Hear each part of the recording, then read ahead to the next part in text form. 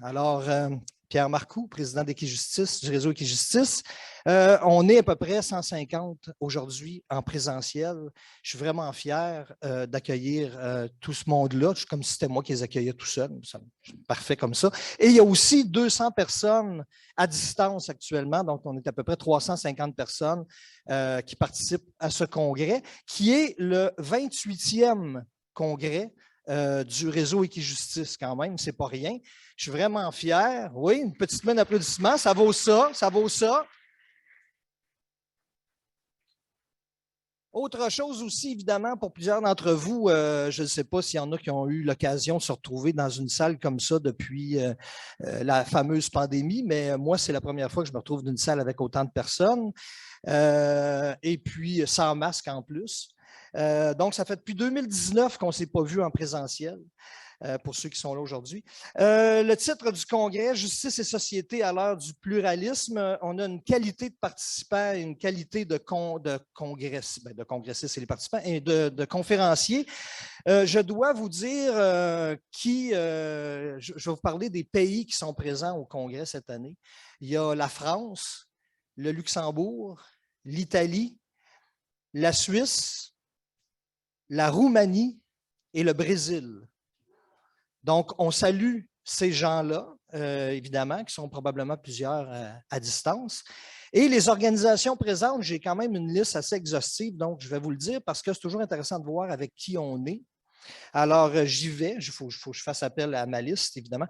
Le milieu communautaire est présent, les services aux personnes victimes, CAVAC, CALAX, Centre de services justice réparatrice, les organismes de justice alternative, Outstock, Éducalois, Elisabeth Frey, Ministère Santé et Services sociaux, Service correctionnel canadien, Ministère de la Justice du Québec, CIUS,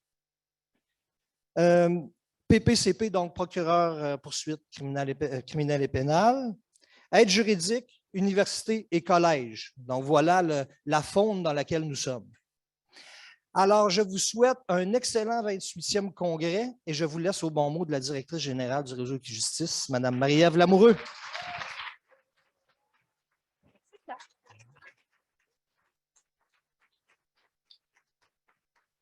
C'est touchant de se faire applaudir. Bonjour tout le monde. Merci Pierre pour ton mot. J'espère que vous trouvez inspirant l'idée qu'il y a 300 quelques personnes de plusieurs pays. Moi, que c'est mon premier congrès, ça me touche beaucoup.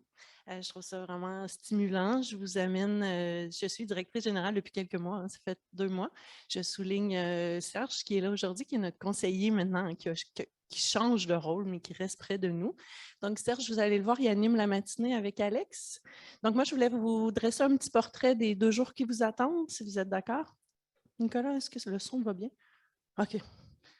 Je vais regarder ton regard si le son n'est pas bon. Okay. Donc, c'est ça, je vais vous faire un petit tour dans les 2 jours qui s'en viennent.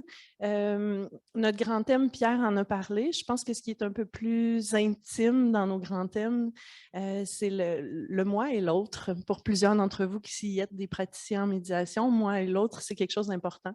Hein, être ensemble, les liens sociaux. Donc, à travers les 2 prochaines journées, vous allez à la fois, vous, être en mesure de réfléchir à vous, mais aussi à l'autre. C'est comme ça qu'on l'a réfléchi, donc ce matin, puis vous faire découvrir des choses qui sont aussi modernes. Hein? Ce matin, on rentre dans l'intervention numérique. Il y a Samuel, que vous allez rencontrer tantôt, qui va vous parler de la plateforme Twitch, de l'intervention qui se fait sur les médias sociaux. Donc, c'est quelque chose qui est très curieux, très intéressant. Je vous demande d'être particulièrement ouvert dans ces thèmes-là. Même chose, ensuite, on reçoit Fatih Benram qui vient vous parler médiation numérique lui aussi. Donc, ce matin, on est dans ce grand thème-là, le thème du numérique qui m'amène aussi à vous qui êtes en salle et vous à distance, de vous dire qu'on a un défi au niveau du comité organisateur de la double. Hein, moi et l'autre, ceux qui sont ici, ceux qui sont à distance. Donc, on a un défi de respect du temps, respect des pauses, parce que vous le savez, ça fait 2 ans que vous êtes à distance. C'est insatisfaisant quand les pauses se prolongent à distance. Donc, ça va nous demander à tout le monde d'être très respectueux de ça. Si vous revenez plus tard que les pauses, soyez discrets, peut-être restez sur les côtés pour ne pas déconcentrer les personnes qui parlent, s'il vous plaît. Donc, ça m'a permis de vous dire ça en même temps. Cet après-midi, on plonge en justice réparatrice, violence intime. Je vous parlais de l'intimité, je vous parlais de moi et l'autre. Donc, cet après-midi, on y plonge avec un panel. Toute l'après-midi va être animée par Cathy Miron, que plusieurs d'entre vous connaissez. Je vais vous la présenter comme il faut tantôt. Donc, un panel. Ensuite, on a Théophilos qui vient nous parler violence de genre. Alex! Violence de genre au Brésil. Je vais vous demander d'ouvrir vos oreilles à ce sujet. Et on termine l'après-midi aujourd'hui avec un double témoignage. Si vous avez été avec une vision d'acuité, vous avez remarqué que le témoignage avait un S dans le programme, c'était voulu. Donc, vous avez à la fois un auteur et une personne qui a été victime qui vont venir vous livrer leur expérience de justice réparatrice. Je vais vous demander d'être particulièrement attentif à ce qu'ils vont vous livrer. Ils sont déjà sur place, ils vont peut-être se joindre à nous en courant de la journée. Donc voilà, fait que vous allez les avoir avec vous cet après-midi. Puis on termine avec une présentation de documentaire qui va qui va paraître cet automne. Donc ça va vous donner un teaser que nos conversations d'aujourd'hui ne seront pas terminées, elles vont se poursuivre. Donc, normalement, on devrait terminer vers 4 heures. Puis, dès demain, on recommence tôt pour nos collègues qui sont à distance, nos collègues qui sont en Europe aussi. Donc, demain, on recommence tôt. L'avant-midi est dédié à la question de la diversité, de l'équité, de l'inclusion, qui est une question qui est intéressante, qui est très actuelle, qui touche au moi et l'autre de manière très profonde. Fait que vous allez voguer à travers Rachida Asdouz, qui va s'adresser à vous au départ. Ensuite, on va avoir la chance de rencontrer Marina Doucerin, qui va être en présence, et terminer avec Charles Pépin, qui est un philosophe. J'adore, je ne sais pas, moi, quand j'étais assise à votre place, j'ai toujours aimé quand les gens venaient nous parler de notre travail, mais dans un autre angle. Donc, on a la chance demain d'avoir des gens qui sont d'un autre angle. Dans l'après-midi, il y a des ateliers. On va vous inviter, on va vous le dire rendu là, dans quel groupe vous devez les avoir reçus. Il y a un atelier qui est dédié aux leaders inclusifs pour faire suite. Et les ateliers des intervenants ou des médiateurs, c'est vraiment pour les grands thèmes qui ont été abordés, pour voir comment on les inclut dans notre pratique. Y a-t-il des choses qu'on a appréciées, moins aimées? Donc, voilà ce qui sera nos 2 prochaines journées. Donc, sans plus tarder, je pense que c'est important pour Samuel qui est avec nous de débuter. Donc, j'inviterai Serge et Alex, je pense, à venir me rejoindre pour animer la prochaine partie. Je vous souhaite un super congrès. Moi, ça fait plusieurs congrès, mais c'est la première fois là, que j'en suis vraiment responsable.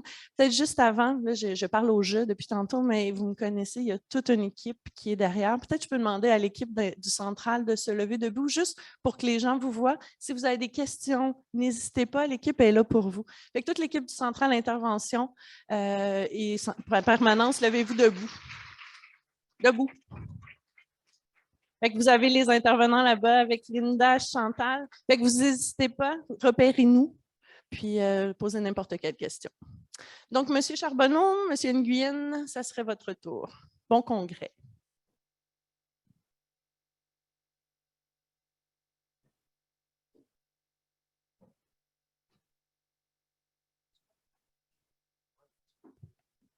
Ouais.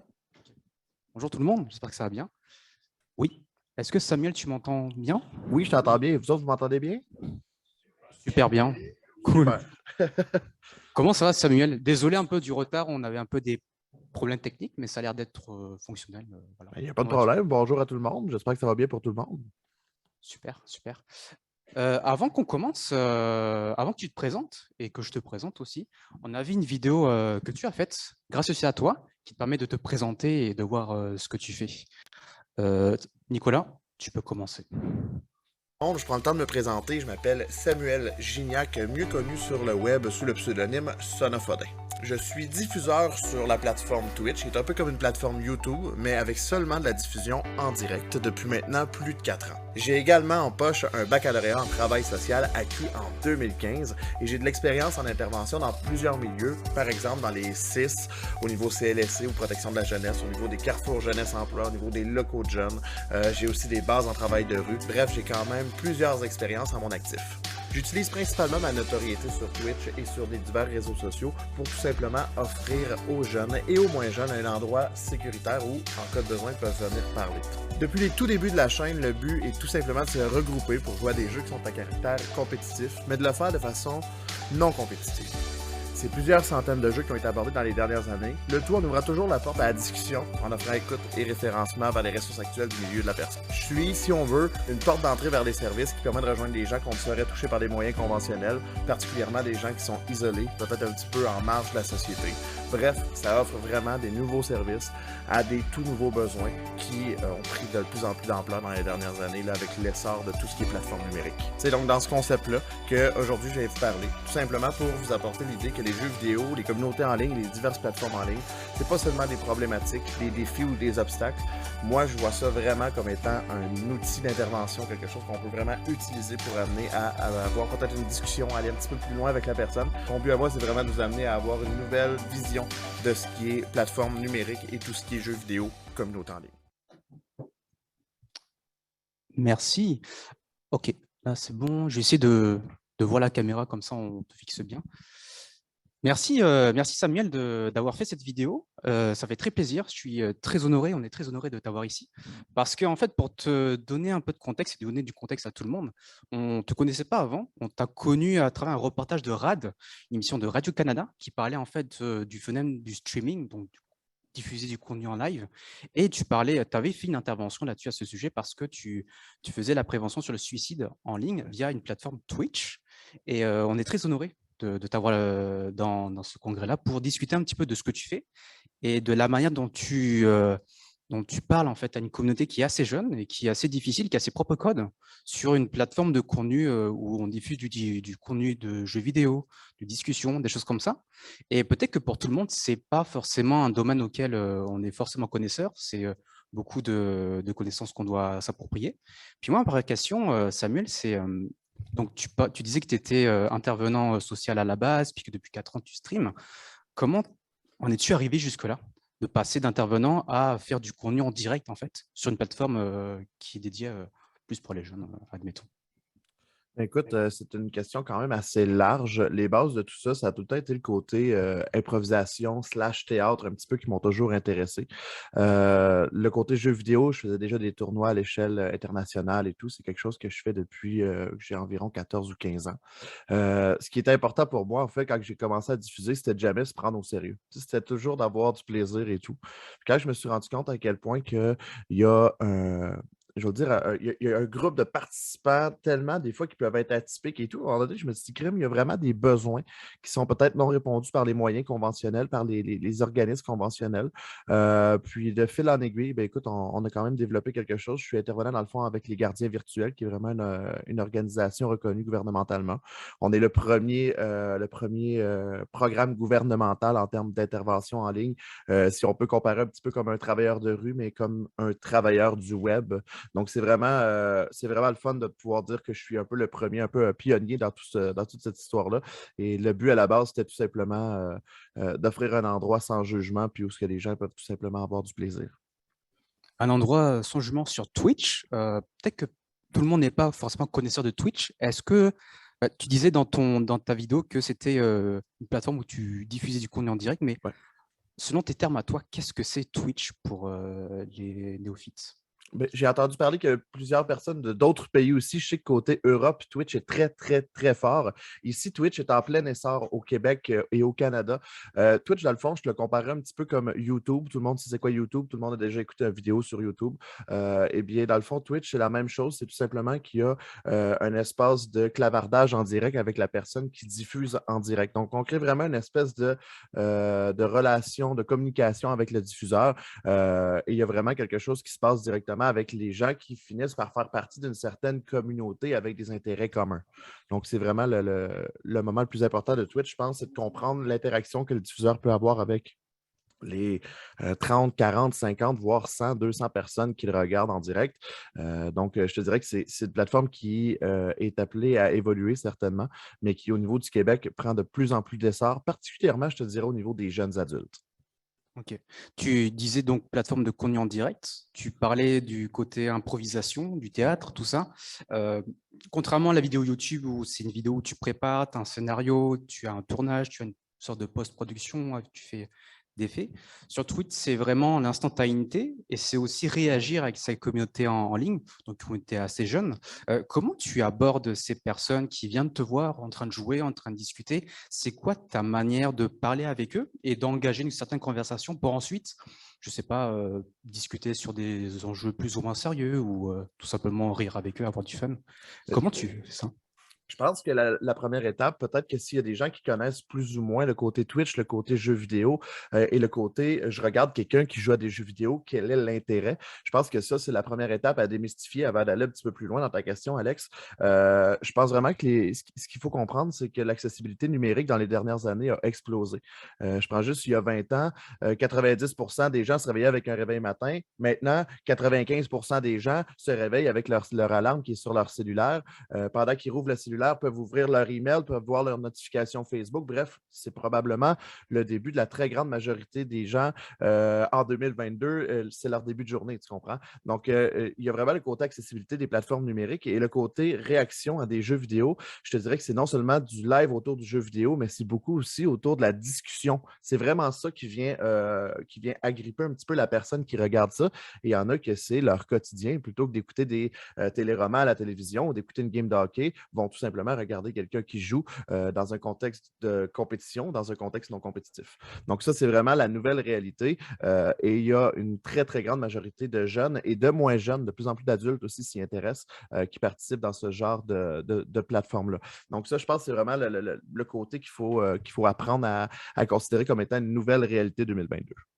Ouais. D'autant plus qu'avec le contexte de pandémie en 2020, il y a eu beaucoup de visites de spectateurs et spectatrices qui sont venus voir des streamers, des personnes qui diffusent du contenu en live. Et je n'ai pas les chiffres avec moi, mais ça a totalement explosé du fait du confinement et des choses comme ça. C'était une manière aussi pour certaines personnes de se divertir auprès de streamers et de voir, de s'amuser en fait.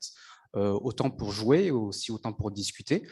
Moi, ma question qui me vient, c'est que avec tout ce que tu fais, tout ce que tu interagis avec ta communauté, il y a aussi un aspect à côté où, dépendamment du nombre de temps et du nombre de fréquences du stream, c'est être au top à chaque fois. Gérer la régie, gérer l'audio, gérer les lumières, discuter en direct, savoir aussi rebondir sur des conversations avec ta communauté. Des fois, il y a des moments où ça va très mal, donc tu essayes un petit peu d'avoir ce sentiment de proximité pour parler avec cette personne. Moi, je pense que tu le sais, mais les autres ne le savent pas. Moi aussi, je suis streamer et des fois, je joue un petit peu et avec ma communauté, des fois, il y a des personnes qui sont pas très bien, qui passent une mauvaise journée et moi, c'est l'occasion pour dire hey, est-ce que ça va?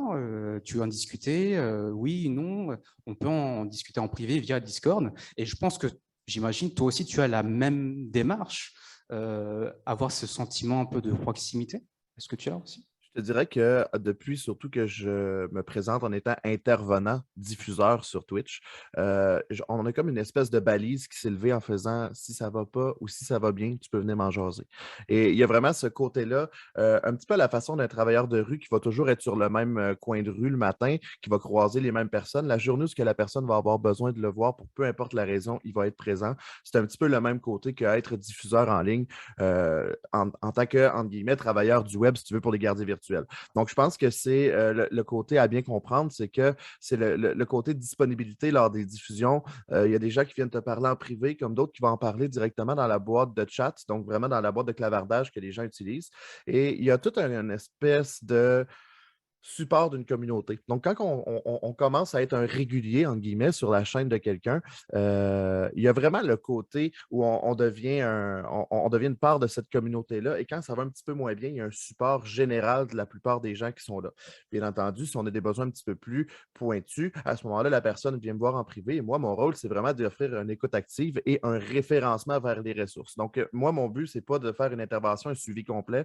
C'est vraiment d'être une porte d'entrée pour les diverses ressources, particulièrement au Québec. Là, je sais qu'il y a des gens qui sont un petit peu de l'Europe et de tout plein de pays. Moi, mon service, c'est vraiment plus concentré autour du Québec, quoique au niveau de l'écoute active, c'est quelque chose qui s'offre à l'échelle internationale dans toute la francophonie. OK, parfait. Désolé, je parlais avec mon collègue, il m'a un peu perturbé, donc désolé. Moi, ma question, c'est, tu étais intervenant de rue, donc tu faisais l'intervention sur le terrain, si je ne me trompe pas. Tu fais aussi l'intervention je sais que mon collègue n'aime pas ça, l'intervention virtuelle, donc en ligne. Est-ce que tu vois des similarités entre ces deux univers-là ou même des différences? La première chose, c'est que j'ai une expérience de travail de rue, mais je n'ai pas été travailleur de rue très longtemps. J'ai surtout accompagné les travailleurs de rue avec des gens qui sont en marge de la société. C'était vraiment ça mon rôle à moi à ce moment-là. Je te dirais que oui, il y a il y a des ressemblances, mais dans ces ressemblances-là, il y a des différences. Je m'explique. C'est-à-dire qu'on prend quelqu'un qui est en marge de la société, peu importe la raison. Il va devoir sortir, il va devoir aller faire ses courses, il va devoir faire ses choses. On prend quelqu'un qui, à cette heure, avec le côté de livraison, tout qui est beaucoup plus facile, il y a l'aspect où la personne peut tout simplement demeurer chez elle et qui va être un petit peu à part des différentes portes d'entrée vers les ressources. Je vais le dire de cette façon-là. Elle, par exemple, c'est une personne que ses intérêts, ses champs d'intérêt vont être autour du jeu vidéo, autour du contenu divers en ligne. Et c'est la seule chose où elle va peut-être se sentir bien, peu importe si c'est à cause d'une anxiété sociale ou peu importe la raison. Et à ce moment-là, on va vraiment avoir quelqu'un qui est en marge de la société, mais pas nécessairement comme quelqu'un qui va se prostituer ou bon, peu importe, qu'on voit un petit peu plus au niveau travailleurs de rue sur le terrain. Quand on parle de travailleurs du web, on voit beaucoup plus des gens qui, je te dirais, au niveau de la santé mentale, peut-être au niveau symptômes dépressifs, anxiété généralisée, anxiété sociale, c'est quelque chose qui est vraiment très, très, très pointu en ligne et qu'on voit de plus en plus. Et ce sont des gens qui ont des besoins en termes de besoins d'aide et que si on les accompagne de la bonne façon, si on peut même les accompagner au bout du fil au moment où ils vont se rendre dans un CIS ou bon, peu importe la ressource. Mais ces gens-là peuvent aller chercher des services et éventuellement avancer un petit peu dans leur défi de vie. Ok. Donc, en fait, tu parles d'essayer d'avoir une sorte d'atome crochu avec cette personne. Qu'est-ce que tu aimes? Qu'est-ce que tu préfères? Est-ce que tu souhaites en parler? Tout ça. Peut-être la question est un peu trop vague, mais est-ce que tu as un portrait de ta communauté auquel tu interagis? Ou est-ce que c'est vraiment très, très, très diversifié? C'est tellement large. Honnêtement, j'ai des gens qui vont travailler en médecine et qui font des centaines de mille par année, comme j'ai des gens qui vont avoir un revenu très, très plus moindre, je vais le dire de cette façon-là, qui ne travaillent pas nécessairement ou qui demeurent chez leurs parents. J'ai des gens qui vont avoir 13, 14 ans, comme j'ai d'autres personnes qui vont être aux alentours de 50, 60 ans. Il y a vraiment des gens de tous les âges, de tous les milieux, de tous de toutes les l'éventail de la société peut se retrouver sur Twitch parce que c'est un contenu qui est accessible et le jeu vidéo touche beaucoup plus de monde que ce qu'on pourrait penser. Donc, vraiment, il y a le côté, il y a vraiment ce côté-là de diversité de personnes et c'est le fait d'être accueillant, je pense, et d'avoir un milieu de non-jugement, peu importe t'es qui, on va juste avoir du plaisir. Donc, c'est vraiment l'approche que moi, je préconise et qui, justement, peut toucher un petit peu plus un large éventail de gens. Salut Samuel. Salut, ça va bien? Bon. Tu me reconnais? Ben oui, on s'est déjà jasé. On s'est déjà rencontrés. Alors, j'ai déjà été présenté. Je suis conseiller pour le réseau Equijustice. Ça change un peu les choses, ces affaires-là. Puis les techniques, c'est pas réglé. Habituellement, les deux gars qui s'occupent de techniques sont ici. Fait que là, on a quelques... Hein, on n'est pas complètement arrangé. Je ne sais pas si tu pourrais être d'accord avec moi, parce que moi, il y a un mot que j'aime pas, puis je vais te le dire, franchement, je ne l'aime pas. C'est de prendre un mot anglais comme virtual, puis de le mettre en français, et dire c'est le monde virtuel. En français, virtuel, ça veut dire que ce n'est pas réel. Alors qu'en anglais, ça veut dire que c'est réel. En fait, vous autres, vous n'existez pas. Là. Tu sais, quand on parle de communauté, c'est difficile. Vous n'êtes pas vraiment une communauté. Là, parce que tu as commencé à parler de préjugés. Moi, j'en ai des gros sur toi. Alors, premièrement, vous n'existez pas, puis vous êtes weird. Qu'est-ce que tu en penses? Je te dirais que je vais infirmer tout ce que tu viens de dire, Serge. Je te dirais qu'en fait, communauté en ligne, c'est tellement large. Je veux dire, il y a des forums, il y a des communautés de diffuseurs, il y a des communautés, des salons de Discord. Il y a une multitude de plateformes qui existent. Et je pense qu'en tant qu'intervenant, ce n'est pas nécessairement une nécessité de toutes les connaître et sur le bout des doigts et de maîtriser toute la gang, mais d'avoir une connaissance que pour certaines personnes, leur sentiment d'appartenance à ce genre de communauté-là, parce qu'ils ont une interaction directe, parce qu'ils vont se parler vocalement. Je veux dire, c'est pas juste du vent, tout ça. On va venir jouer ensemble, on va parler ensemble. Et justement, à ce moment-là, on va vraiment avoir des liens qui vont se créer en tant que communauté. C'est là que la communauté peut se former. Donc oui, la communauté, c'est vrai que de façon tangible, je ne peux pas la toucher. Mais quand tu te rends compte à quel point que derrière chacun des pseudonymes, il y a des êtres humains, il y a des gens qui ont des intérêts communs et qui, pour vrai, il y a des gens qui se sont créés des amitiés, voire même des relations amoureuses directement avec ça. Et ça, c'est surprenant, mais c'est aussi une partie de la nouvelle réalité de 2022. Et depuis la pandémie, je te dirais que c'est encore plus fort le côté communauté en ligne, que ce soit sur des forums ou que ce soit sur Twitch ou bon, peu importe la plateforme, comme on disait là. Tu ne m'as pas convaincu pantoute. Je n'ai pas fini. Arrête un instant, là, parce que là, vous jouez. On sait c'est quoi des gens qui jouent. Tu sais, le jeu, les enfants, ça joue. Ça a des relations, là, mais tu sais, ça, c'est des relations en construction. Des relations sérieuses, responsables, c'est dans le cadre du travail. Tu apprends à respecter des choses. J'ai l'impression que vous faites bien jouer puis avoir des chums qui jouent. Je te dirais que c'est beaucoup plus que ça, Serge. J'ai un peu de difficulté à comprendre où est-ce que tu ne vois pas le contexte de relations tangibles qui se créent entre des personnes qui ne font pas rien que gamer et faire des casse-têtes. On a vraiment quelque chose qui... il y a vraiment des vraies relations qui se construisent au travers de ça. Et je te dirais qu'il y a beaucoup de personnes qui font tout simplement parler. C'est leur social de la journée. Le côté social de certaines personnes se passe exclusivement ou presque en ligne, des gens qui sont plus isolés, que ce soit au niveau familial, au niveau, peut-être au niveau de la, justement, si tu as moins de famille autour de toi, si tu es un petit peu plus isolé, mais qu'en ligne, tu as des gens avec qui tu peux parler, le côté social, tu vas aller le chercher là. Et c'est là que naît le concept de communauté. Une communauté, c'est un groupe de personnes qui vont avancer ensemble. Je n'ai pas la définition exacte avec moi, puis je ne veux pas me faire taper ses doigts en disant n'importe quoi, là.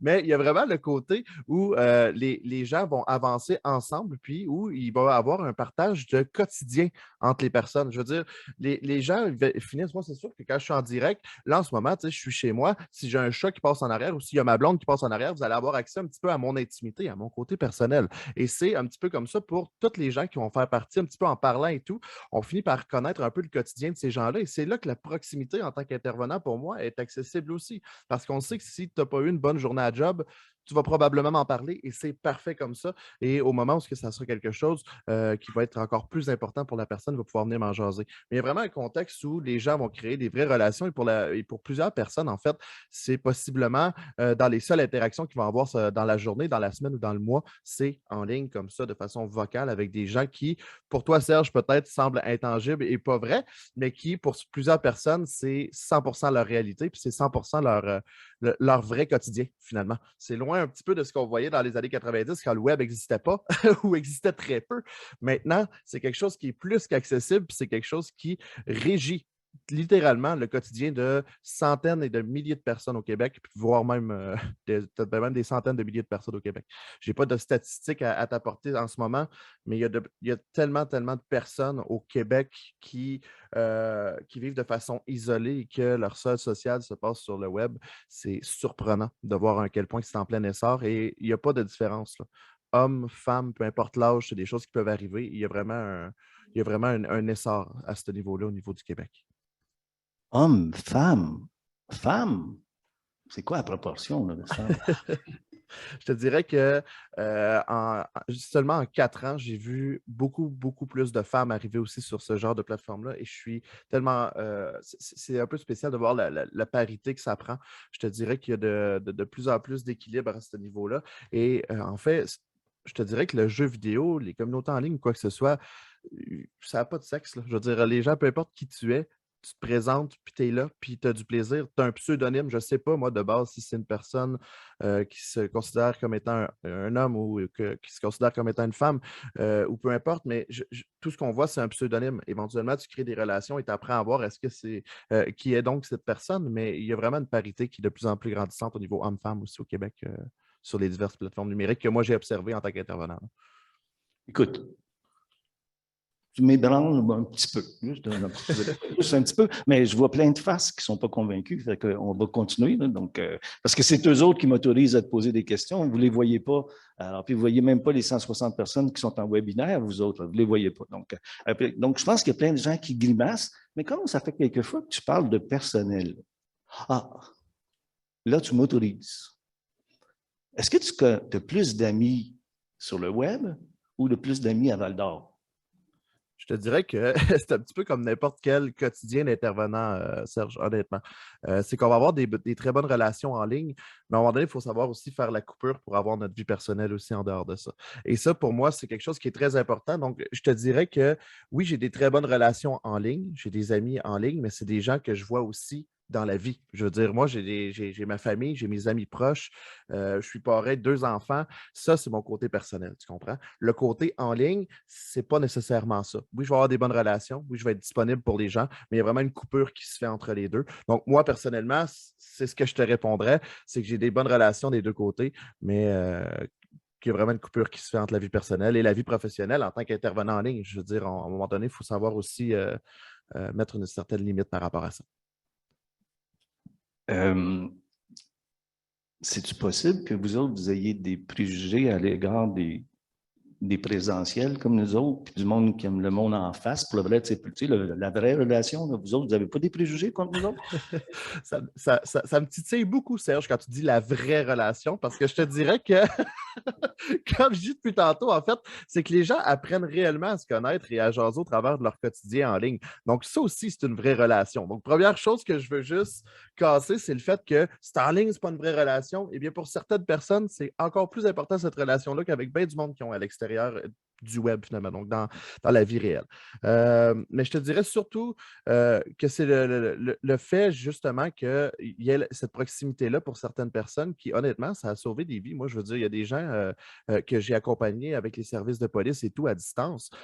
C'est pas quelque chose qui est à proximité, un à côté de l'autre, puis on soupe. Mais si on coupe, si on dit, OK, ce soir, on soupe via une webcam, tout le monde a allumé sa webcam, on jase en soupant.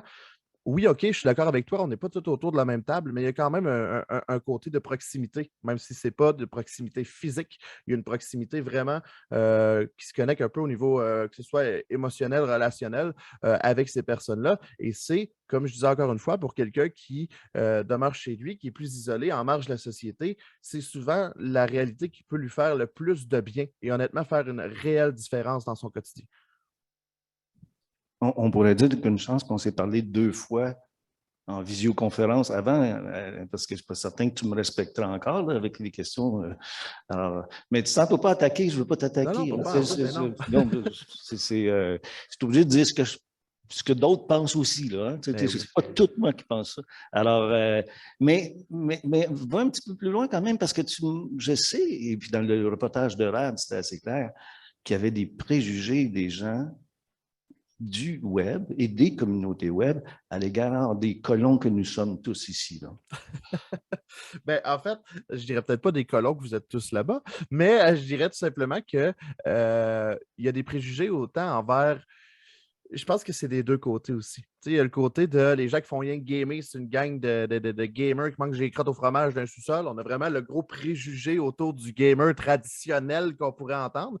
Et de l'autre côté, il y a les gens qui ne nous comprennent pas. Nous autres, ce qu'on a du fun à faire, c'est ça, puis c'est pas écouter la TV. Donc, il y a vraiment les deux aspects au niveau préjugé que moi, c'est dans ma priorité de démonter ce matin et de comprendre le fait que peu importe nos champs d'intérêt, peu importe les relations qu'on porte avec le web, parce qu'on a toute une relation un peu, moi j'ai baigné un petit peu plus là-dedans, j'ai 28 ans, j'ai grandi avec l'essor d'Internet, avec les nouvelles plateformes qui sont apparues et tout. Il y a peut-être pour certaines personnes qui ont moins connu un peu cet essor-là, les plus jeunes, je pense tout simplement à mon frère là, qui a 19 ans, 19-20 ans, et qui arrive et que lui, ça a tout le temps existé, Facebook, mais pour d'autres personnes, qui sont un petit peu plus âgés que moi, mais Facebook, ils connaissent tout de même à peine ça. Puis là, c'est une nouvelle affaire, c'est un nouvel outil qu'on peut utiliser pour rejoindre des participants des fois. Il y a certains organismes qui vont l'utiliser. On apprend à l'utiliser. Eh bien, avec les diverses plateformes de web que je vous présente ce matin, je pense que c'est l'importance de comprendre qu'elles sont bel et bien là, mais surtout comprendre qu'on peut les utiliser. Et ça va défaire une bonne partie des préjugés, je crois, de comprendre que c'est une façon aussi simple que d'envoyer un texto ou de lâcher un coup de fil à quelqu'un, de rejoindre quelqu'un via Facebook ou encore qu'on est une porte d'entrée sur Twitch qu'on a et sur le salon Discord des gardiens virtuels où toutes les ressources sont là finalement. Est-ce que tu es en train de laisser entendre que tout le monde qui est dans la salle et qui est sur le web, présentement en train de nous écouter et qui fait du Facebook, ça veut dire qu'ils sont dans des communautés web? Ben oui, à 100%. Je pense qu'en fait, la communauté web, c'est peu importe le groupe, peu importe le groupe sur le web, peu importe le groupe sur peu importe la plateforme, il se crée des communautés autour de certains champs d'intérêt. Et à ce moment-là, je pense que oui, tout le monde touche un petit peu à la communauté en ligne de façon inconsciente ou consciente. En fait, Serge me fait dire qu'il veut plus te parler. Ah, eh ben, Et j'ai une question sur ton activité sur Twitch. Tu fais du contenu environ 3 à 4 fois par semaine, environ? environ, oui. Environ, ouais. Est-ce que pour certaines personnes qui viennent te voir, c'est un peu comme un rendez-vous à ne pas manquer? Le fait de voir, ah, Samuel Son of Odin, ton Ouais. pseudo, c'est un moment où je peux échanger avec lui, je peux discuter avec lui, je peux partager un petit peu mes craintes ou mes doutes. Est-ce que tu le ressens, toi, vraiment, ou pas vraiment? Ouais, tu sais, les gens, ils savent que, par exemple, le mardi et jeudi, ce sont 2 lives que je ne bouge jamais, qui sont toujours là. Donc, le mardi à 19h et le jeudi à 19h. Moi, je comprends, c'est spécial de voir tout ça, c'est qu'il y a même des familles, au même titre qu'un téléroman ou une émission à la télévision, qui vont s'asseoir autour de la table, ils vont allumer la TV avec le live d'ouvert, puis ils vont écouter Son of Odin. Et ça, c'est très, très spécial, mais en famille, ils vont venir suivre Son of Odin. Ils vont vivre le trip. C'est pas seulement du jeu vidéo, comme je disais, c'est vraiment une discussion. Et c'est très, très spécial d'avoir justement le côté où ça devient un rendez-vous, ça devient quelque chose qui est régulier puis qui fait tout simplement partie du quotidien des gens. Donc, c'est vraiment de rentrer un petit peu dans le quotidien des gens de façon involontaire directement. Ouais. J'ai une question aussi plus pour toi. Tu mentionnais un peu ta vie personnelle et professionnelle. Comment tu arrives à un peu départager ces deux univers-là? D'autant plus que tu es quand même une personnalité sur Twitch. Tu as environ 4000 spectateurs ou spectatrices abonnés, qu'on appelle, ou followers. Ouais, les Pardon. followers, ouais, les personnes qui ont mis un suivi sur la chaîne. Ouais, c'est ça. Comment tu fais pour te prémunir de tout ça ou juste simplement de partager ta vie privée et ta vie pro, en fait, sur Twitch? Ben, je te dirais que, tu sais, je veux dire, par exemple, ma conjointe, ben, c'est sûr qu'elle est ici, elle est proche, elle joue aussi avec nous. Tu veux pas, on baigne un petit peu là-dedans au quotidien. Mais il y a vraiment le côté où ce que la vie personnelle, je parle pas de tout en ligne. J'ai mon travail ici, je travaille plusieurs heures par semaine. Je suis dans un poste un petit peu plus au niveau de direction dans des boutiques régionales. Donc, tu sais, vraiment, j'ai un poste qui est un petit peu à part à ce niveau-là. Et de l'autre côté, ben, quand on arrive en ligne, j'ai complètement un autre rôle aussi. Donc, oui, des fois, il y a des gens qui vont venir me voir au travail ou encore qui vont me croiser dans la rue. Et ça arrive régulièrement où je me fais reconnaître et je jase avec les gens. Et pour moi, c'est toujours un plaisir. Mais en même temps, il y a vraiment le côté où, gars, là, je suis sur la job, je ne peux pas être la même personne que quand je suis en ligne. Il y a vraiment cette coupure-là qui est faite et qui est identifiée à la base. Je veux dire, en ce moment, je suis au travail. En ce moment, je suis intervenant. On a du fun en ligne, on joue. Donc, il y a vraiment les deux côtés qu'il faut comprendre aussi. Parfait. Ok. Est-ce que Serge, tu t'es moins fâché? Ah, mais vas-y. Alors là, tu es encore en train de me faire sortir des préjugés. C'est comme ça. Hein? On continue. Alors, autrement dit, n'importe qui peut être donc un no-name peut être bien connu. Là. Qu'est-ce que tu veux dire par là? Je suis pas sûr de bien comprendre la question, Serge. Mais c'est quoi qui fait que quelqu'un a 4000 followers? Comment ça se fait? Comment tu peux expliquer ça? Puis il y en a qui ont bien plus que ça, en plus, qui réussissent mieux que toi, hein, ce que j'ai compris. 100%. Alors, donc, comment ça s'explique? C'est quoi les critères qui font que certains sont plus attirants que d'autres? Alors, je l'ignore complètement. Très sincèrement, là, je l'ignore complètement. Mais comme tu l'as dit, Serge, première chose, c'est qu'il y en a qui réussissent vraiment mieux que moi. Puis même au Québec, je suis loin d'être le plus populaire et j'ai jamais eu la prétention d'être le plus populaire, vraiment pas. Et c'est pas dans mon intérêt. En fait, je pense que c'est par l'unicité du contenu, d'être unique, le côté d'avoir quelque chose qui sort de l'ordinaire. Tu sais, si je fais simplement m'asseoir aujourd'hui, je pars Fortnite. Là. À peu près tout le monde a déjà entendu parler de Fortnite et de l'essor, comment que les jeunes triplent là-dessus. Fortnite, c'est un jeu très populaire en plein essor là, à l'échelle internationale. Mais bref, si je fais juste par décoller ce jeu-là, je n'ai pas de caméra, je ne parle pas, il n'y a pas d'interaction. il n'y a peut-être pas tant d'intérêt au niveau directement de Twitch. Par contre, si j'ai quelque chose qui sort de l'ordinaire, un petit peu comme le concept, moi, mon concept qui sort de l'ordinaire, c'est de jouer avec les gens en offrant des services d'intervention, de référencement et d'écoute. À ce moment-là, éventuellement, moi, j'ai attiré des gens. Il y a beaucoup de gens aussi, des professionnels, des gens personnels. Il y a un peu tout le monde, finalement, qui finissent par me suivre. Mais je te dirais qu'il n'y a pas j'ai pas de baguette magique, il n'y a pas de recette magique pour pogner au Québec ou à l'échelle internationale. Et je te dirais que c'est vraiment de trouver un concept qui va toucher les gens, qui va être unique, qui va sortir du lot. Et éventuellement, peut-être qu'il y a matière à progresser, mais il y a tellement de diffuseurs qu'à un moment donné, ben, on finit par se perdre si on veut suivre tout le monde. Il y a énormément de personnes qui font ça. Donc, les gens, ils vont vraiment avec leur champ d'intérêt. Et ben, c'est d'où l'intérêt, je pense, d'être une balise sur Twitch, de dire le jour où tu auras besoin de quelque chose, ben, en tant qu'intervenant pour les gardiens virtuels, on va être là. Tu n'es pas obligé d'être là à tous les directs. C'est pas, tantôt, on parlait d'un rendez-vous à 19h les mardis, jeudis. Même si tu n'es pas là, il n'y a pas personne qui va te taper ses doigts. Là. On est là pour le plaisir. Là. Fait que, je veux dire, il n'y a pas de suite logique. Il n'y a pas de. C'est toujours, on est là pour avoir du plaisir, de jouer avec les gens, d'avoir cet esprit de gang-là. Mais il n'y a jamais une obligation d'être présent. Puis il n'y a pas de recette magique pour percer. Il faut tout simplement avoir un concept qui sort de l'ordinaire, je pense. Ouais, puis ça fait 4 ans que tu es sur Twitch. Tu fais comment pour garder cette régularité et en même temps d'être toujours aussi animé, d'avoir cette énergie à chaque fois? Tu fais comment pour Je garder tout pense ça? que le fait d'être TDAH aide beaucoup dans cette histoire-là. Possiblement que ça aide pas mal. Parce que je te dirais que même moi, je me perds des fois dans mes diffusions, mais ça aide au niveau de l'improvisation, ça aide au niveau d'avoir du gaz jusqu'à la fin de la diffusion. Parce qu'on s'entend que de s'asseoir devant une caméra, de parler avec les gens pendant 4, 5, le plus long que j'ai fait, c'est un 32 heures. Donc, de dire je m'assois devant la caméra et je parle avec les gens pendant 32 heures, ça prend le côté passionné, je pense. Il faut aimer ça. Et là, oui, j'ai parlé de 32 heures. C'était des levées de fonds qu'on a fait. On avait amassé à l'époque 7 500 $ pour une famille avec un enfant qui avait un cancer de la région. Donc, c'était pour moi une façon d'aider un petit peu à ma communauté en région, justement. Mais il y a vraiment des gros points, des grosses choses qui sont faites en ligne comme ça. Mais je pense que la régularité, d'avoir une espèce de routine de vie, pour moi, c'est plus qu'important. Et ça montre un peu... je pense que juste ça va défaire un peu le préjugé que Serge parlait tantôt du gamer dans le fond de sa cave.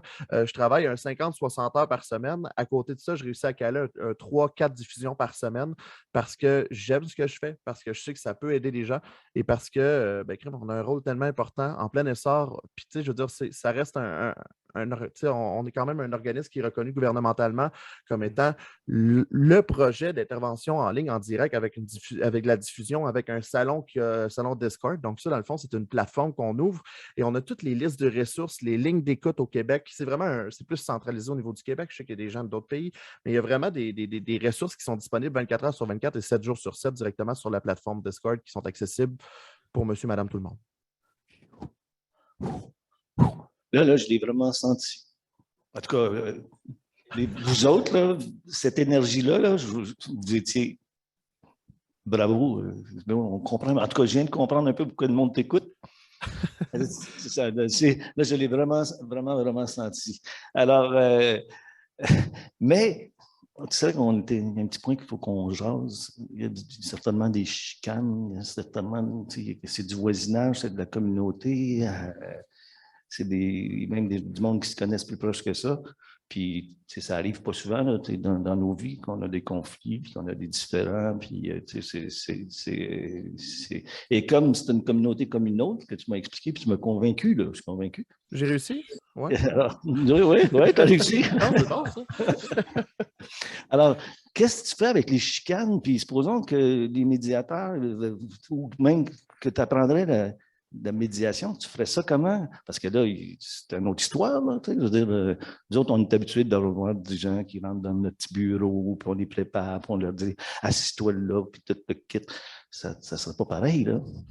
C'est sûr que ça va être. C'est un aspect qui est différent. Je te dirais que moi, de mon côté, on est vraiment sur ma chaîne, c'est vraiment un endroit qui est neutre sur Twitch. Donc, peu importe que tu arrives d'une communauté qui ont eu un conflit parce que l'équipe a battu l'autre équipe ou je ne sais pas c'est quelle raison, pourquoi il y a un conflit, mais sur ma chaîne, ça n'a pas lieu d'être. Puis ça, c'est quelque chose qui est très, très, très très, très encadré, très, très nommé.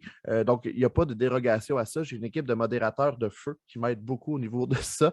Donc, dans le fond, les modérateurs, eux autres, ils vont trier si jamais il y a des gens qui sont toxiques ou qui sont inadéquats dans la boîte de clavardage, justement, pour que n'importe qui arrive, ils se sentent le bienvenu. S'il y en a un qui est agressif ou qui dit tu sais, moi, je vais le prendre en privé, mais on ne gérera pas ça avec 50 personnes qui regardent le direct et qui font, ils brisent un peu l'ambiance. Qu'est-ce qui se passe? Tu sais, oui, il va y avoir une intervention qui va être faite, mais on va le faire de la bonne façon. Et souvent, moi, je vais prendre cette personne-là, surtout en privé, pour comprendre un peu ce qui se passe. Et des fois, pour vrai, oui, on a déjà eu de la résolution de conflits entre communautés.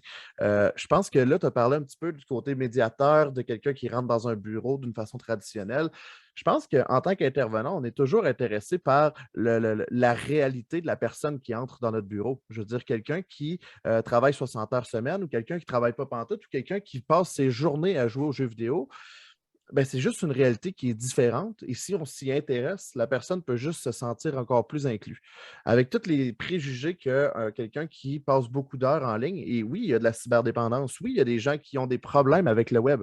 Mais comme je disais dans la vidéo de présentation tantôt, que ce soit des problèmes, des défis ou des obstacles, moi, j'aime mieux voir le web comme étant un outil et qu'on peut explorer encore plus pour apporter des gens justement à une résolution de conflit ou à une résolution de problématique. Bon, peu importe, je ne fais pas de suivi, mais je peux les apporter vers les ressources qui sont adaptées. Et si on s'intéresse vers justement la réalité de la personne, à ce moment-là, on peut vraiment faire une différence dans la vie de cette personne-là. Donc, je pense que juste d'avoir les yeux ouverts et d'être intéressé à la personne, Serge, ça peut faire vraiment de la magie pour ce genre de personnes-là qui, dès qu'ils parlent de leur histoire, que ce soit leur famille, leurs amis, ou bon, peu importe à qui en jase, la plupart du monde s'en fout royalement. Donc, c'est triste pour ces personnes-là, mais si on s'intéresse à ça, si on s'intéresse à leur réalité, on va vraiment peut-être pouvoir toucher un petit peu plus à c'est qui la personne en dedans. Puis l'autre côté de la médaille, c'est que peut-être qu'il est pris là-dedans, peut-être qu'il est juste bien là-dedans, ou peut-être qu'il y a une anxiété sociale qui s'est développée. Bref, peu importe c'est quoi la problématique qu'il y a.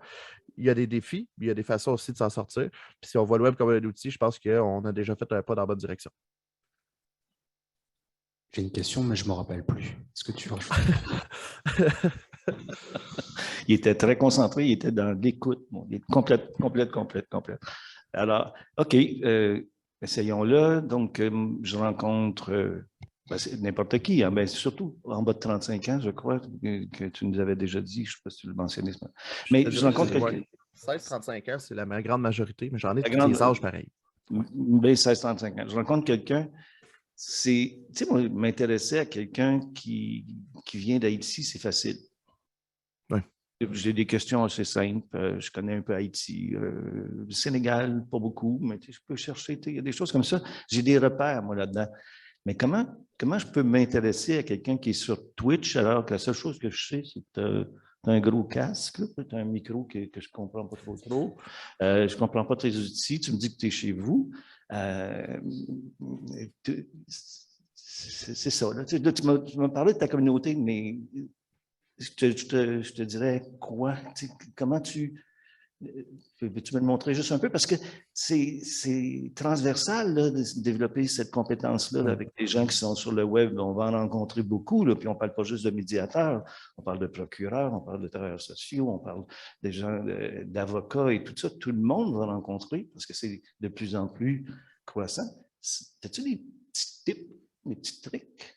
Ben, je pense que le mot d'ordre, comme j'ai dit, c'est vraiment s'intéresser à sa réalité. Que ce soit sur Twitch, sur Discord ou peu importe la plateforme numérique, c'est d'aller voir, ah ouais, c'est quoi tu regardes là-dessus? C'est quoi, avec qui tu jases pour vrai? Comment ça se passe? Tu sais, de juste aller voir, ah ouais, tu regardes du League of Legends, qui est un jeu. Pourquoi? Qu'est-ce que tu regardes? Ah ouais, OK. Puis qu'est-ce que tu aimes là-dedans? OK, tu le joues aussi. OK, as-tu une gang avec qui tu joues? Hop, tu vas te bien découvrir des relations que la personne a juste parce que tu as posé la question qu'est-ce que tu regardes, à quoi tu joues, avec qui tu joues, comment ça se passe, qu'est-ce que ça t'apporte. Donc, moi, j'irais vraiment creuser à ce niveau-là de dire, OK, ben, tu passes la journée à jaser avec du monde là-dessus. OK, qu'est-ce que c'est quoi cette gang-là? C'est vraiment cool, tu sais. Moi, je pense à un jeune que j'ai eu en suivi, un jeune qui se considérait comme étant trans et qui avait trouvé une plateforme Discord qui est un salon textuel. de gens qui se questionnent par rapport à leur orientation, par rapport un petit peu à tout ça. Et lui, il passait ses journées là-dessus parce que c'est la seule place qui se sentait accepté. Ah, tiens donc, peut-être que je pourrais aller l'accompagner vers un organisme régional qui, justement, ils ont des interventions de groupe, qui ont des rencontres de groupe qui, justement, se questionnent par rapport à leur orientation. Moi, c'est ce que j'avais fait avec ce jeune homme-là.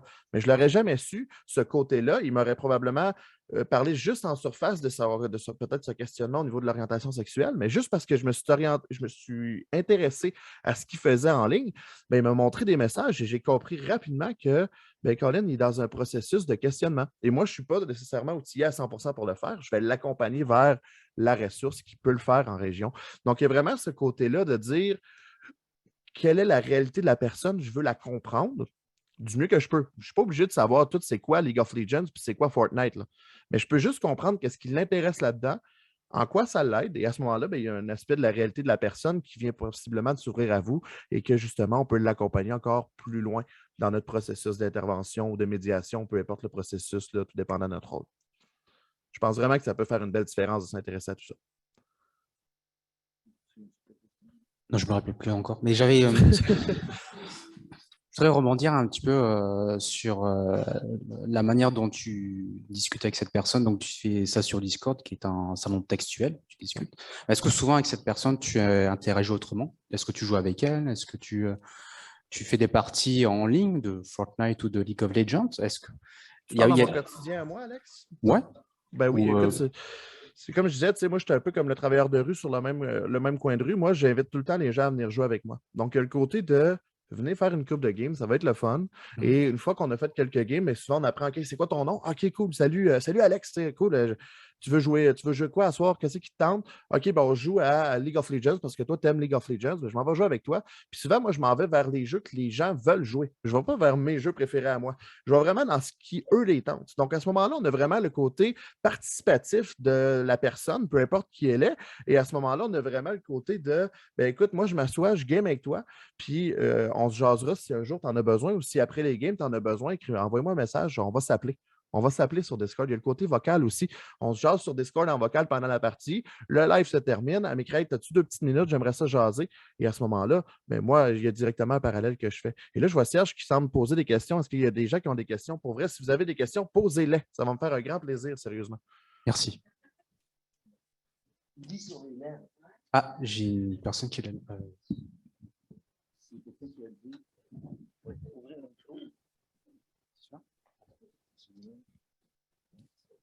Ça va prendre quelques secondes. On va essayer de voir que Il tout n'y a pas de fonctionne. problème. On espère que tout va bien fonctionner. Ah, il y a quelqu'un. Oui, voilà. Ah, c'est Chantal. Donc, pour que tout le monde comprenne, il y a quelqu'un d'identifié pour se promener avec un micro puis qui se rend jusqu'à la personne. On est désolé parce que vous ne voyez pas tous. Et toute la même chose que je vois. Donc, en hybride, il faut s'habituer à faire le médiateur et traduire un peu ce qui se passe ici, parce que sinon, ça devient ennuyant. Madame,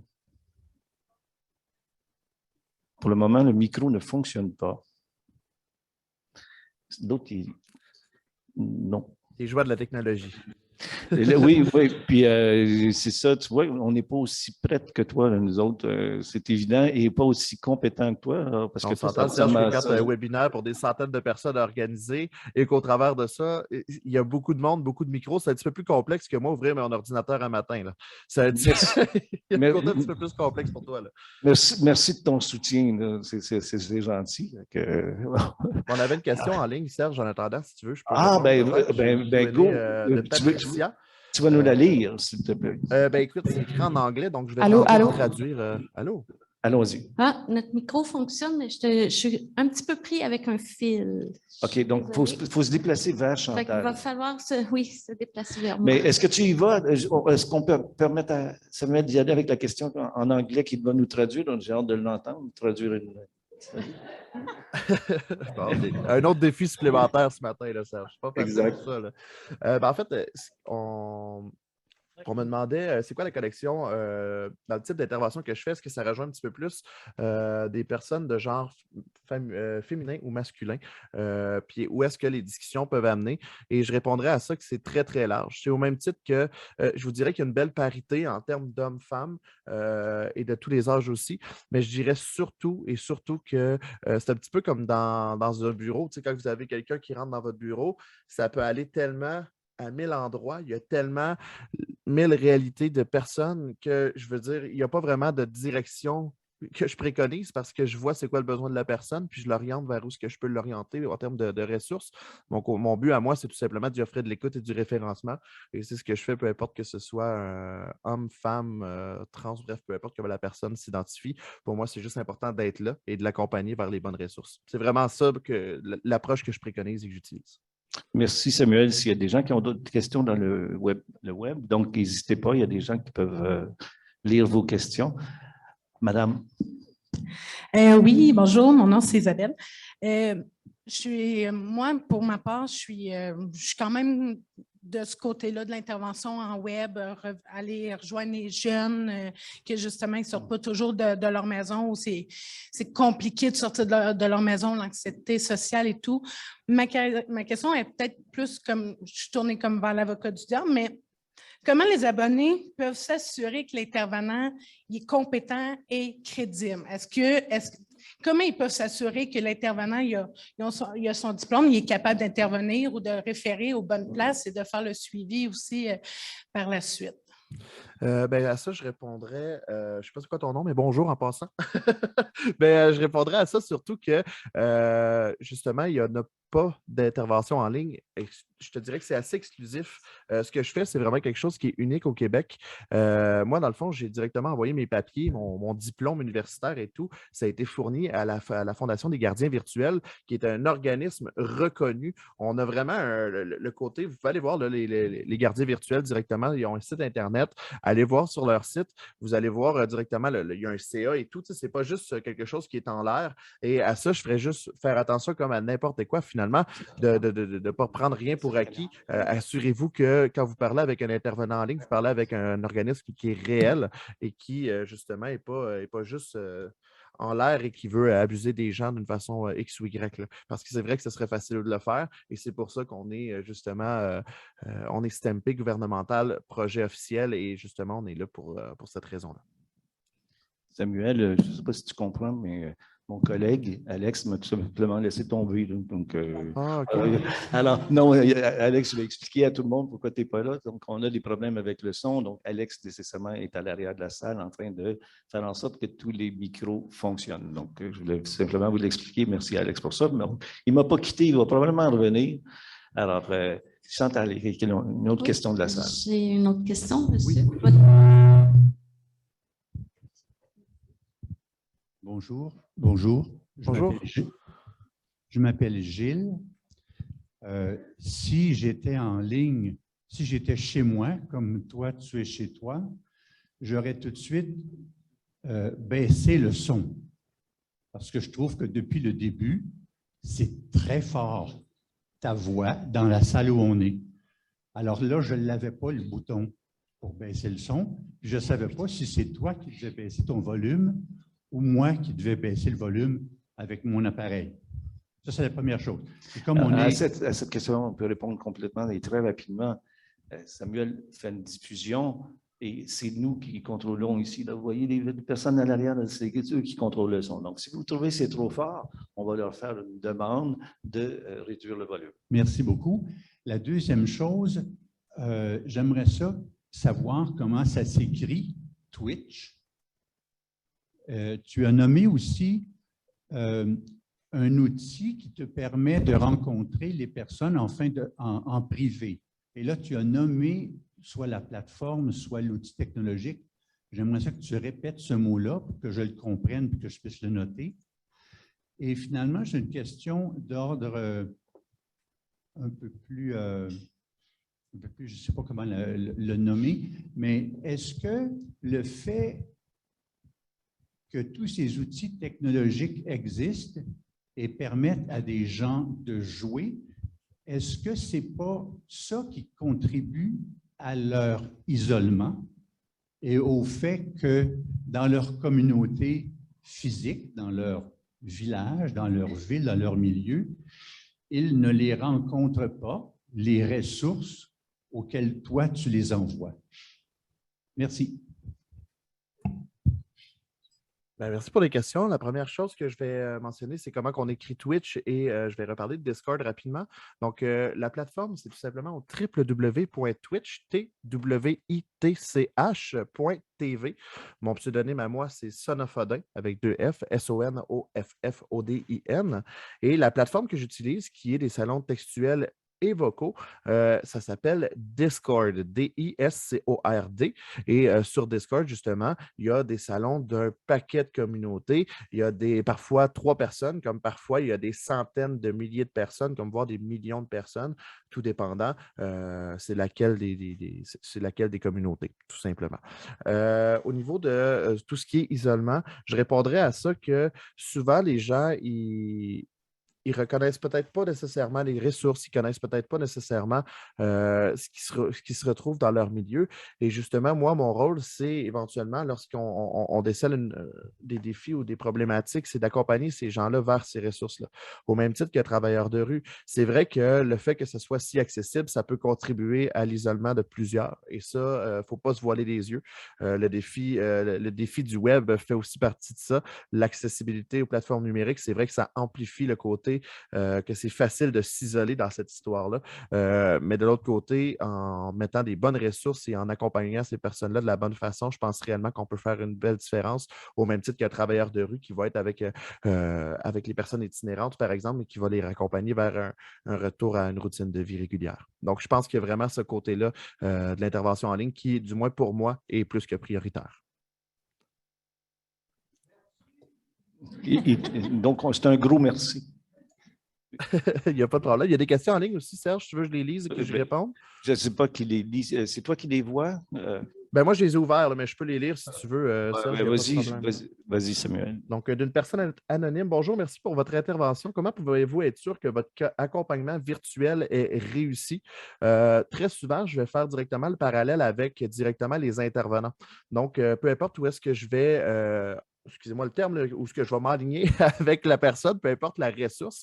Souvent, je vais moi-même faire les premiers pas avec la personne parce qu'elle peut avoir peur d'aller chercher ces ressources-là. Elle peut être réticente à faire ça. Et moi, mon but, c'est tout simplement de l'accompagner à son rythme. Donc, quand elle est prête, j'ai déjà même été avec l'accueil psychosocial d'un 6 au CISAT, justement, ici en Abitibi. C'était quelqu'un qui était proche, mais j'étais au bout du fil avec la personne. À l'heure de rendez-vous, j'étais là 5 minutes, mais pour la personne, c'était tellement sécurisant d'avoir un point de repère que c'était quelque chose que j'ai pu lui offrir en termes d'accompagnement. Sinon, j'ai déjà eu, c'est certain, appel avec des services d'urgence comme les policiers et tout. Donc, moi, dans le fond, mon but, c'est tout simplement d'amener ça vers les bonnes ressources d'une façon rapide et efficace. Donc, il y a vraiment le côté un peu quand on fait un référencement en tant qu'intervenant aussi, peu importe c'est quoi notre milieu, mais si on le réfère vers un autre organisme, souvent on va directement parler avec l'intervenant, on va directement interagir avec la ressource et c'est exactement ce que je fais. Donc, j'ai vraiment un rapport où je vais les appeler, je vais leur donner mes coordonnées si jamais il y a quoi que ce soit qui peuvent me recontacter, mais moi, je ne fais pas de suivi. Donc, mon but à moi, c'est de m'assurer que la prise en charge soit faite et après ça, ça tombe dans les mains un petit peu plus de l'organisation, de l'organisme dans lequel je l'ai référé. Je ne sais pas si c'est clair. Dans ma tête, c'était beau, j'ai l'impression que j'ai garagé ça de n'importe comment. Non, mais c'est assez extraordinaire. Là, tu fais deux. Là. Tu fais l'animateur, tu es le gars qui a le contenu. C'est pas pire. Là. La prochaine fois, on ne mettra personne en avant. Là, ça va bien aller. Est-ce que tu as d'autres questions, toi, de ton côté? Moi, j'en vois 3 autres, si vous voulez. 3 autres? Oui, parce qu'il n'y en a pas ici. Je vois personne. Ah oui, il y a quelqu'un. Ah, bon, on va en prendre une. Il y en a 2 ici. On va en prendre 2 ici, Samuel. Ben, tu vas m'autoriser, parce que c'est moi qui ai le micro. Oui, sans problème. C'est bon. Alors, on va y aller avec Mme Marie-Claire. Marie-Claire Bello. Oui, Mme Bello. Samuel, je trouve ça fantastique ce que tu fais. Je trouve ça très, très excitant, contrairement à Serge qui n'arrête pas d'avoir des préjugés. Moi, je trouve ça merveilleux. Mais moi, je ne suis pas du tout une gamer. Hein. Je n'ai jamais joué à ça, je n'ai jamais même ouvert ça, alors je ne comprends rien. Ce que j'aimerais savoir, c'est à 19h les mardis puis les jeudis soirs, là, qu'est-ce que tu fais? Ça, c'est une bonne question que je me pose à chaque live. Chaque fois que je paye sur le piton démarrer en direct, moi, je suis quelqu'un que, vous l'aurez remarqué un peu ce matin, je réponds beaucoup du pif au paf. J'y vais à peu près. C'est mon côté peut-être d'improvisation, c'est mon côté qui fait probablement ma force en termes de diffuseur. Mais moi, de mon côté, ce que je veux, c'est faire quelque chose qui va, entre guillemets, plaire aux gens, qui va me tenter. Donc, moi, je vais tout simplement poser la question au monde, qu'est-ce que vous voulez qu'on fasse à soi? Donc, qu'est-ce que ça vous tente qu'on fasse? À 19h, je décolle ça. On fait un vote. Là. Il y a vraiment comme une application pour faire un vote que les gens peuvent cliquer. D'ailleurs, Twitch, soit dit en passant, si jamais vous n'avez pas d'ordinateur, c'est accessible sur peu importe la console, PlayStation, Xbox. C'est accessible sur téléphone, sur tablette. Il y a une application qui s'appelle Twitch sur iOS, sur Android. Bref, c'est accessible pour tout le monde. Mais moi, ce que je fais, en fait, c'est que je vais tout simplement entamer une discussion au même titre qu'une espèce un peu comme Alex ce matin. Il est animateur, mais moi, j'anime mon live, si on veut. Donc, mon but, c'est vraiment de créer une interaction avec les gens. Puis au bout de la ligne, je te dirais que de fil en aiguille, on arrive à se dire, OK, ce matin ou ce soir, on fait ça et on y va. Tu sais, quand j'ai fait mon 32 heures, quand j'ai fait mes nombreux 24 heures, j'avais pas de programme. J'avais, OK, à 2 heures en après-midi, j'ai une entrevue avec un chanteur. Tu sais, il y avait des gens, moi, qui venaient un peu à la façon d'un téléthon en ligne. Mais tu sais, j'ai pas jamais de programme fixe à 100% parce que si je m'enferme dans une boîte, moi, je sais que moi, je serais pas bien, je serais pas confortable et j'aurais pas le rendu en termes de contenu que je veux faire aux gens. C'est là, ce matin, vous me voyez un petit peu plus sérieux et tout. Quand je tombe en live, ça se peut que vous arriviez puis vous me voyez en train de crier puis de dire bien des niaiseries, mais en même temps, c'est le côté de rejoindre les gens en faisant un peu le clown en avant, en disant plusieurs blagues. Bref, il y a vraiment le côté proximité avec les gens qui se développent de cette façon-là. Et c'est là que mon TDAH, je pense, je le laisse sortir à 100% pour on décolle. On a une autre question? Oui. Oui. En fait, dans le cadre de mon travail, c'est sûr que moi, je rencontre des jeunes. J'ai rencontré plusieurs jeunes qui avaient proféré des menaces et qui s'étaient allés très loin dans le cadre de jeux vidéo. Ouais. Tout à l'heure, tu as dit, quand il y a des personnes toxiques dans notre plateforme, il y a des modérateurs et tout ça pour faire ça. Mais comment, en fait, ma question, c'est plus, est-ce que tu les exclus? Qu'est-ce qui se passe avec ces personnes-là? Parce que ça peut générer ça aussi, les jeux vidéo, n'est-ce pas? Oui, puis ça, c'est un gros préjugé aussi en termes de société de dire les jeux vidéo, tout le monde est en maudit là-dessus, puis ça s'en va y promener, puis ça se fait des menaces de mort. C'est vrai qu'on en a entendu parler. Mon Dieu, excusez-moi, le petit bégaiement ce matin. On en a entendu parler beaucoup. C'est des choses qui, malheureusement, arrivent. J'ai déjà accompagné des jeunes filles qui avaient reçu des commentaires vraiment pas le fun parce que une fille qui game un peu comme Serge tantôt, ça n'existe pas, sont pourris, nanana. C'est pas la réalité.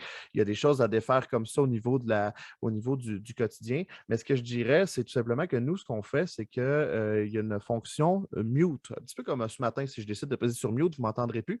C'est-à-dire que la personne ne pourra plus interagir avec le restant de la communauté pendant 600 secondes. Donc, c'est vraiment 10 minutes. Bang, tu ne peux plus. Moi, de mon côté, je parle avec mon monde et tout, mais je suis capable de faire une couple d'affaires en même temps. Là. Donc, on the side, sur ma deuxième écran, parce que j'ai un deuxième écran à ma gauche, je vais envoyer un message à la personne.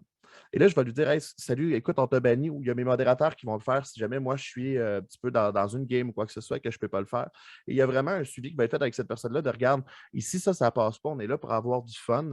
On comprend que tu peux être fâché, mais fais-le d'une façon qui est acceptable. Moi aussi, des fois, je vais jouer et je vais dire, ah, maudit bâtard, j'ai perdu, je suis mort. Ben oui, ça fait partie de la game, puis ça fait partie du jeu vidéo. Il y a des fois où on ne vit pas seulement des réussites, mais Colin, on en perd des parties. Et ça fait partie de la game. Et oui, des fois, c'est plate pour n'importe qui, mais il y a une façon de communiquer le fait qu'on est déçu, qu'on est fâché.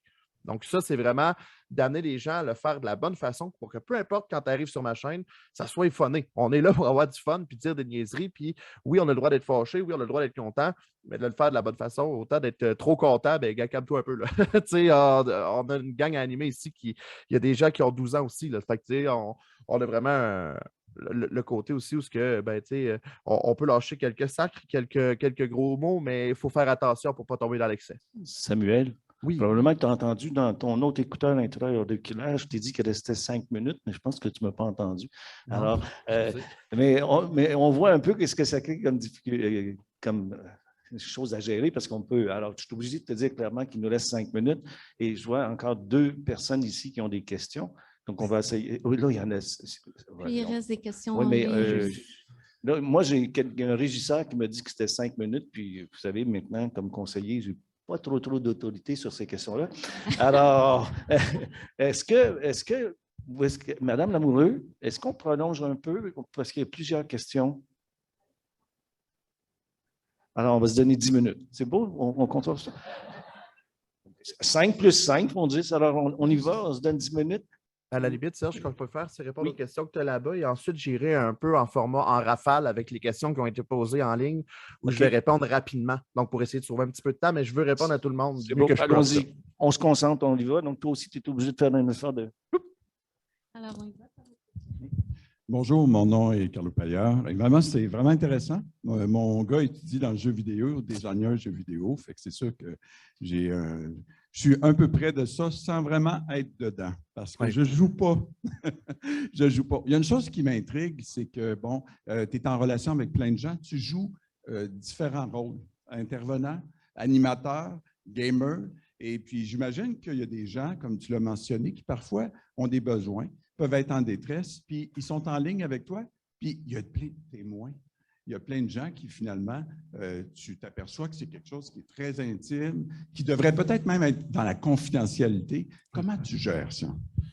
Ben moi, de toute façon, je te dirais que 99% du temps, tout se passe en privé. C'est-à-dire que si la personne a, que ce soit des idées suicidaires, que ce soit parce qu'elle ne va vraiment pas bien, qu'elle fait de l'anxiété, qu'elle est en train de faire une psychose, je veux dire, j'en ai eu de A à Z. Je vous dirais que quand il y a quelque chose qui sort, qui est un petit peu plus, comme tu as dit, porté vers la confidentialité en termes de discussion, je vais vraiment amener les gens à venir en privé, m'écrire, que ce soit sur Twitch, sur Facebook, sur Instagram. C'est là que c'est important d'être multiplateforme en tant qu'intervenant pour moi, ou sur Discord. La plupart du temps, les gens viennent me parler directement en privé sur Discord et tout se passe beaucoup plus là en termes d'écoute et de référencement. Il y a très, très peu, d'intervention qui va se faire en direct, sauf pour quand c'est quelque chose, je vais le dire entre guillemets, un peu plus léger, genre ma journée de travail a donc bien mal été. Ah ouais, crime, qu'est-ce qui s'est passé? Là, on va en discuter. Mais si je vois que la personne, ça l'a apporté vraiment de la détresse, que sa journée de travail n'a pas bien été, ben à ce moment-là, je dis hey, viens juste m'en jaser en privé, là, on va se jaser. Fait que pendant la diffusion, pendant que je vais gamer, pendant que je vais animer, moi, de mon côté, c'est important de continuer aussi le côté écoute sur le côté directement par écrit. Ou sinon, il y a même, j'ai des scènes déjà de prêtes où ce que je fais tout simplement appuyer sur une scène et ça écrit Son of Odin est en intervention de retour dans quelques minutes et je vais directement tout muter pour que personne n'entende et je vais discuter un peu comme on le ferait en tant qu'intervenant au téléphone ou des fois, j'allume même ma webcam avec la personne. Ça ajoute vraiment un côté proximité pour la personne et justement, ça fait le fait qu'on est disponible, mais qu'on le fait malgré tout dans la confidentialité. On a ce poids de responsabilité-là aussi en tant qu'intervenant. Puis pour moi, c'est important de le respecter. Donc, je ne sais pas si ça respecte un petit peu, si ça répond à la question, mais pour moi, la plupart des choses se font en privé. Et comme ça, la confidentialité est pas mal plus respectée que de faire ça devant 50 personnes. Merci. Il reste 5 minutes. Oui, on y va avec Jean-Pascal. Par la suite, on va continuer avec les questions web. Puis si il nous reste du temps, je suis désolée. OK, merci. Oui, bonjour. Premièrement, félicitations. Merci. Je dirais, j'ai 3 questions. Je vais essayer d'être très succinct. Premièrement, vous avez parlé de médiateur, de modérateur, excuse-moi. Donc, il y a une équipe, à ce que je comprends, qui vous assiste, qui vous supporte. Est-ce qu'il y a d'autres personnes que vous qui allez être appelées à faire de l'intervention ou c'est seulement vous? Aussi, le financement, est-ce que vous avez un financement ou c'est bénévole? Je veux dire, est-ce que vous avez un financement quelconque? Okay. Aussi, je ne comprends pas très bien comment que ça fonctionne dans le sens, concrètement, quand vous ouvrez, là, vous commencez une session, est-ce que vous allez sur une plateforme, vous allez comparer Twitch à YouTube, est-ce que vous allez là-dessus, vous jasez avec les gens, bon, on joue à quel jeu? Ou vous allez dans un jeu, puis là, vous commencez à interagir. Concrètement, je ne sais pas trop comment que ça fonctionne. Puis ma dernière question, c'est, admettons qu'il y a une personne qui est en crise suicidaire.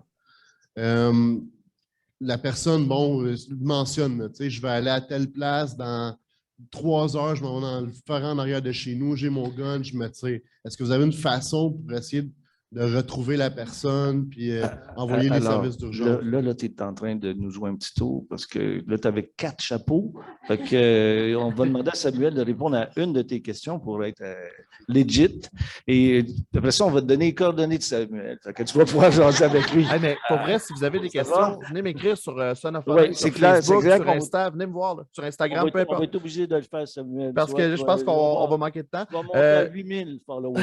Tu vas monter à 8000. Alors, tout le monde va venir nous rejoindre. Pour être très honnête, mon TDA a clairement que tu n'avais pas oublié, déjà la première répondu, question. vas-y donc.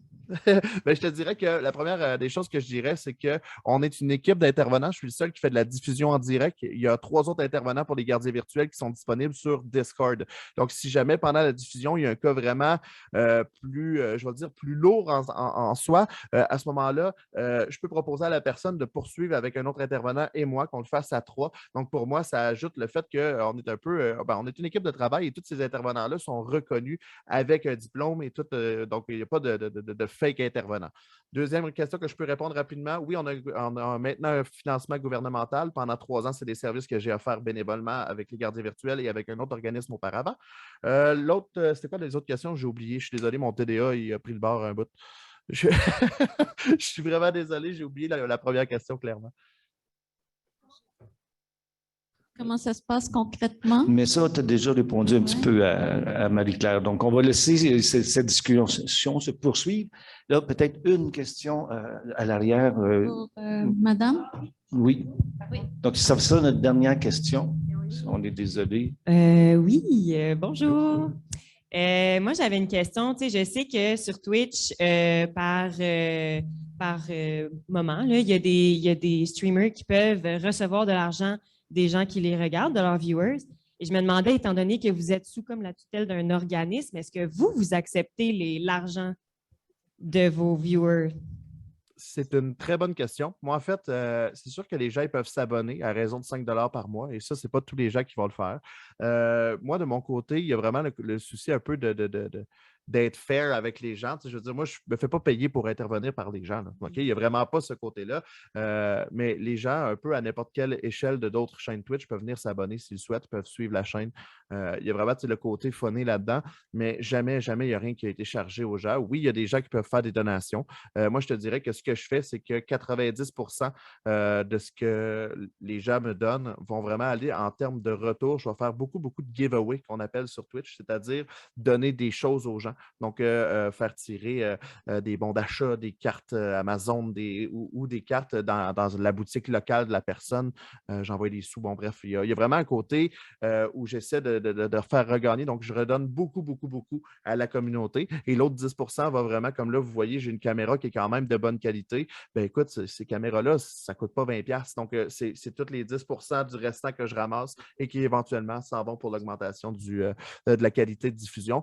Je veux pas, ça fait aussi partie de ça. Tu sais, mon ordinateur, ma tour, ça vaut 4 000 $. Mais là, on se dit, attends un peu, 4 000 $, sortir ça, c'est pas toujours facile. Donc, il y a une partie comme ça que je garde pour justement améliorer la qualité. Mais je te dirais qu'en très grande majorité, l'argent est redonné à la communauté. Puis ça, c'est très, très, très important pour moi de le faire comme ça.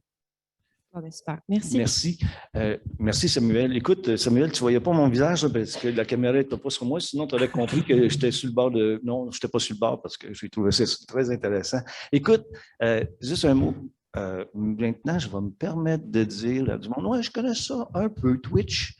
Mais je pense que je vais leur dire, mais parle-moi un peu plus, par exemple. Okay? Je vais me permettre de dire, puis si j'entends un mot bizarre, puis que ça a l'air d'une communauté web, parce que c'est une communauté web dont on parle, je vais dire, parle-moi-en pas mal. Parce que là, alors ça, je le retiens. Écoute, Samuel, je pense que s'il y a 300 personnes qui écoutent, j'affirme solidement qu'il y en avait probablement 200 qui n'avaient jamais entendu parler de Twitch. Alors, on vient de faire un bout. Merci énormément. Merci de ton énergie. Je pense que je vais m'abonner. Hein? Je pense que c'est ça. Je pense que je vais m'abonner. Alors, écoute, je ne sais pas si tu vas entendre les applaudissements parce qu'on va les faire pareil. Alors, donc, voilà. Merci beaucoup. Merci beaucoup. Puis ce que je peux dire à tout le monde, en fait, je ne sais pas si on m'entend encore sur le tonnerre d'applaudissements, là, mais Serge, en passant, ton micro semble fermé. Mais il y a vraiment le côté, il y a vraiment le côté asseoir au pire pour voir comment ça se passe quand je débute un live. Venez voir 19h, www.twitch.tv/sonofodin. Venez me rendre visite, venez me dire salut. Vous allez voir directement comment que ça se passe. Les gens vont interagir, les gens vont jaser. On va décider ensemble de quoi qu'on joue. C'est aussi simple que ça. On va le faire, on va le mettre en ligne, on va le mettre sur notre site, on va vous dire, on va s'organiser pour que tu aies des followers. Maintenant, je suis obligé de te remercier. La pause, c'est exactement 15 minutes parce qu'il y a des gens qui sont à la maison ou au bureau, ou en tout cas, qui nous regardent avec un webinaire. Donc, 15 minutes à votre montre. Merci et à tantôt.